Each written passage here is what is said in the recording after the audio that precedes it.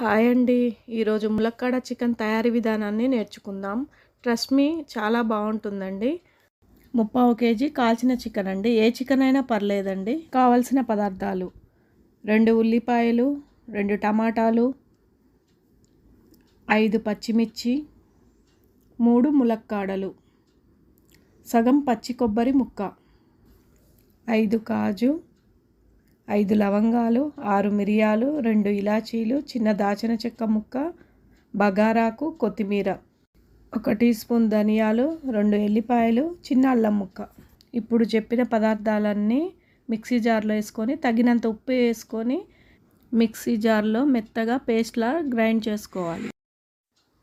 ఇప్పుడు ముందుగా స్టవ్ వెలిగించి బాణీ పెట్టుకొని 7 టీ స్పూన్ల ఆయిల్, కొద్దిగా జీలకర్ర, ఆవాలు వేసుకొని మునక్కాడలు, బగారాకు వేసి బాగా కలుపుకొని మూత పెట్టి 2 నిమిషాలు మగ్గనివ్వాలి. ఆ తర్వాత మూత తీసి మగ్గిన మిశ్రమంలో పచ్చిమిర్చి ముక్కలు, ముందుగా కడిగి పెట్టుకున్న చికెన్ ముక్కలు వేసి బాగా కలుపుకోవాలి.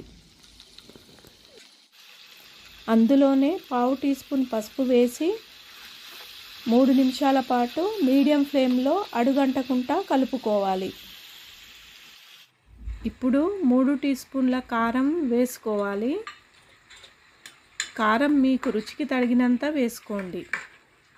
ఈ మిశ్రమాన్ని బాగా కలిపి ఇందులోనే ముందుగా గ్రైండ్ చేసి పెట్టుకున్న మిశ్రమాన్ని వేసి బాగా కలుపుకోవాలి. బాగా కలుపుకొని మీడియం ఫ్లేమ్లో 3 నిమిషాల పాటు మూత పెట్టి మగ్గనివ్వాలి. 3 నిమిషాలు మగ్గిన తర్వాత మూత తీసి అందులోనే 3 గ్లాసుల నీళ్లు పోసి బాగా కలిపి 5 నిమిషాల పాటు బాగా ఉడకనివ్వాలి. ఇప్పుడు చివర్లో కొత్తిమీర వేసుకొని స్టవ్ ఆఫ్ చేసుకోవాలి. అంతే, వేడి వేడి ములక్కాడ chicken curry ready. Don't forget to like, share, comment and subscribe to my YouTube channel. And also hit the bell icon for more updates.